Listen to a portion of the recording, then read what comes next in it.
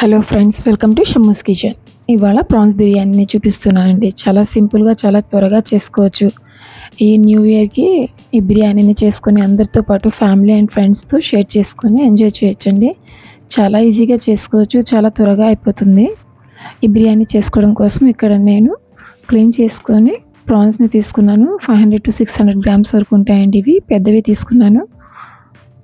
అవి ఒక బౌల్లోకి తీసుకొని అవి కొంచెం మ్యారినేట్ చేసి పక్కన పెట్టుకుందాము. మ్యారినేట్ చేసుకోవడం కోసం ఇక్కడ టేస్ట్కి సరిపడిన సాల్ట్, 1/2 టీ స్పూన్ పసుపు, అలాగే హాఫ్ లెమన్ జ్యూస్ వేసుకొని అది చక్కగా కలుపుకొని పక్కన పెట్టేసుకోవాలి.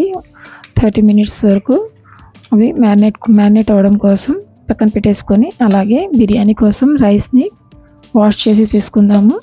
ఇక్కడ నేను 500 గ్రామ్స్ తీసుకున్నానండి రైస్ని. 1/2 kg బాస్మతి రైస్ తీసుకున్నాను. అవి కూడా వాష్ చేసుకొని బాగా 2-3 టైమ్స్ ఒక హాఫ్ అన్ అవర్ కోసం పెట్టుకోవాలి. అలాగే ఒక కడాయి తీసుకొని కడాయిలోకి 3 to 4 table spoons oil add చేసుకోవాలండి.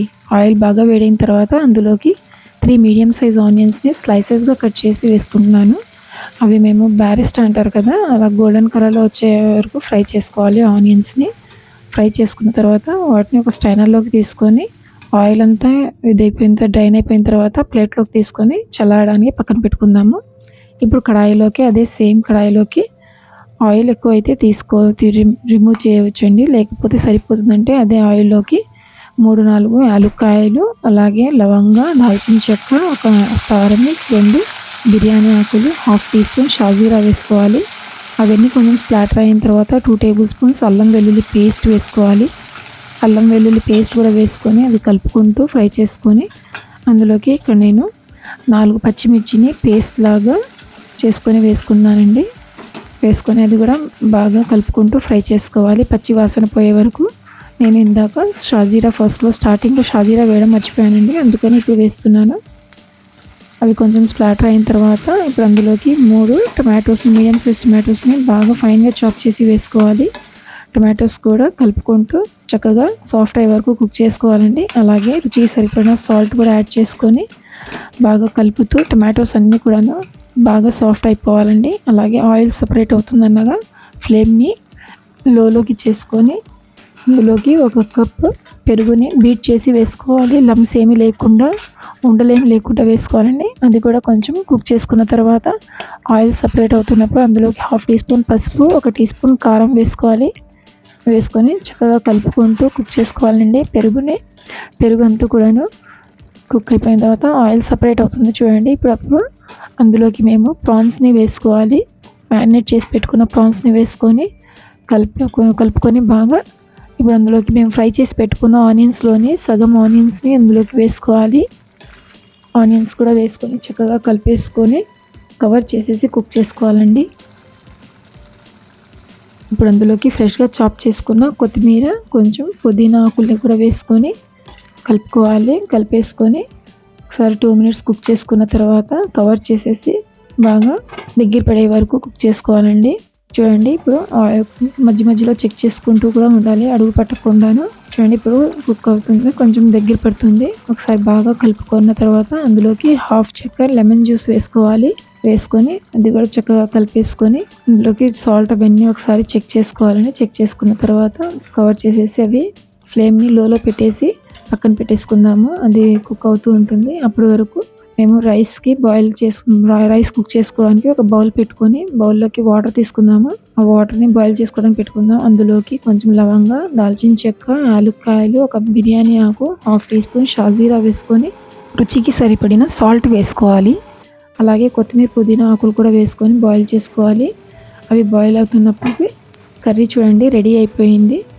ఇప్పుడు కర్రీలోని పైన ఉన్న ఆయిల్ని కొంచెం తీసుకొని బౌల్లో తీసుకొని పక్కన పెట్టుకుందాము. తర్వాత అది యూస్ చేసుకుందాము. ఇప్పుడు కర్రీ కూడా అయిపోయిందండి, పక్కన పెట్టేసుకొని ఇప్పుడు రైస్ వద్దాము. రైస్ చూడండి బాయిల్ అయిపోయింది వాటర్ అంతా కూడాను. ఇప్పుడు అందులో ఉన్న లెమన్ చెక్కల్ని అవి తీసేసుకొని అందులోకి రైస్ని యాడ్ చేసుకుందామండి. రైస్ యాడ్ చేసుకొని రైస్ని ఎక్కువగా కలుపుకూడదు, పక్కల నుంచి స్లోగా కలుపుకుంటూ 80% వరకు కుక్ చేసుకోవాలండి. ఈ రైస్ బాయిల్ అవుతున్నాయి అప్పటి వరకు మేము ఒక ప్యాన్ తీసుకొని ప్యాన్లోకి ఘీ వేసుకొని అది గ్రీస్ చేసుకోవాలండి. ప్యాన్ని గ్రీస్ చేసుకొని పక్కన పెట్టేసుకున్నాము. ఇప్పుడు అలాగే చూడండి రైస్ కూడా కుక్ అయిపోయింది. నేను ఇక్కడ సాఫ్రాన్ని కొంచెం పాలల్లో కలిపి పెట్టుకున్నానండి, కుంకుమ పువ్వు బిర్యానీలోకి కలర్ కోసం అని చెప్పేసి. రైస్ ఉడికిపోయింది కదా, ఇప్పుడు అది అందులోని రైస్లోని సగం రైస్ని స్ట్రైనర్తో తీసుకొని ప్యాన్లో వేసుకుందామండి. హాఫ్ రైస్ వేసుకున్నాం, ఈవెన్గా వేసుకోవాలి, సమానంగా వేసుకొని అందులోకి ప్రాన్స్ కర్రీ కూడా మొత్తం వేసేసుకొని మొత్తం కవర్ అయ్యేటట్లుగా వేసుకోవాలి. వేసుకున్న తర్వాత ఫ్రైడ్ ఆనియన్స్లో నుంచి కొంచెం ఆ కర్రీ మీద వేసుకోవాలండి. అలాగే కొంచెం కొత్తిమీర, కొంచెం పుదీనా ఆకులు కూడా వేసుకొని మిగిలిన రైస్ని కూడా ఇప్పుడు మళ్ళీ నెక్స్ట్ లేయర్గా వేసేసుకోవాలి. మొత్తం రైస్ వేసేసుకున్న తర్వాత ఇంకా మిగిలిన ఫ్రైడ్ ఆనియన్స్ కూడా వేసేసుకోవాలండి పైన. అలాగే కొంచెం కొత్తిమీర, కొంచెం పుదీనా ఆకులు వేసుకొని మేము కలిపి పెట్టుకున్న సాఫ్రాన్ మిల్క్ని వేసుకొని మొత్తం అలాగే కర్రీలో నుంచి తీసుకున్నాం, మేము ప్రాన్స్ కర్రీలో నుంచి ఆయిల్ తీసుకున్నాం కదా, ఆ ఆయిల్ కూడా పైనుంచి వేసేసుకోవాలి. వేసుకున్న తర్వాత అలాగే నేను కొన్ని పచ్చిమిర్చిని స్లైసెస్గా కట్ చేసుకొని వేసుకున్నానండి గార్నిష్ చేసుకోవడం కోసం. మొత్తం రైస్ మొత్తం కవర్ అయ్యేట్లు వేసుకొని కవర్ చేసేసుకొని స్టవ్ ఆన్ చేసుకోవాలి. స్టవ్ మీద నేను పాత పెనం పెట్టుకుంటున్నాను. పెనం పెట్టుకొని ఫ్లేమ్ని హైలో పెట్టేసుకొని దాని మీద బిర్యానీ ప్యాన్ పెడుతున్నానండి. 15 మినిట్స్ కోసం దమ్కి పెట్టుకోవాలి. 5 మినిట్స్ హై ఫ్లేమ్ మీద, 10 మినిట్స్ లో ఫ్లేమ్ మీద పెట్టుకొని దమ్ అయిన తర్వాత 20 మినిట్స్ అసలు డిస్టర్బ్ చేయకూడదండి. 20 మినిట్స్ తర్వాత చూస్తే రైస్ అంతా చక్కగా కుక్ అయిపోయి అసలు అతుక్కోకుండా నీట్గా వస్తుందండి. చాలా బాగుంటుంది. చక్కగా తీసుకొని ఒక బౌల్లోకి సర్వ్ చేసుకొని వేడివేడిగా అందరికీ సర్వ్ చేస్తే అందరూ చాలా ఇష్టంగా తింటారండి. చాలా చాలా బాగుంటుంది. ఇది రాయితాతో కానివ్వండి, లేకపోతే దాల్చా కానివ్వండి, దేంతోనైనా సరే చాలా బాగుంటుంది. ఏమీ లేకుండానైనా సరే ఇలాగే మేము ఎంజాయ్ చేయొచ్చు. చాలా టేస్టీగా ఉంటుంది. మన ఇంట్లో వాళ్ళకి కానివ్వండి, లేకపోతే ఎవరైనా గెస్ట్లు ఇంట్లోకి వచ్చినప్పుడైనా సరే ఇలాగ ప్రిపేర్ చేసి వాళ్ళకి సర్వ్ చేస్తే చాలా బాగా ఉంటుందండి. చాలా బాగా నచ్చుతుంది వాళ్ళకి. అందరూ ఎంజాయ్ చేస్తారు. చాలా ఈజీగా కూడా చేసుకోవచ్చు. చాలా త్వరగా అయిపోతుంది. చాలా చాలా టేస్టీగా ఉంటుంది. తప్పకుండా ట్రై చేయండి. మీ అందరికీ ఈ వీడియో నచ్చుతుంది అనుకున్నాను. మీకు కనుక ఈ వీడియో నచ్చితే లైక్ చేయండి, షేర్ చేయండి, ఫ్యామిలీ అండ్ ఫ్రెండ్స్తో షేర్ చేసుకోండి. ట్రై చేసిన తర్వాత ఎలాగొచ్చిందో కామెంట్ చేయండి. మరిన్ని సింపుల్ అండ్ ఈజీ రెసిపీస్ కోసం మా ఛానల్ని సబ్స్క్రైబ్ చేసుకోండి. Thank you.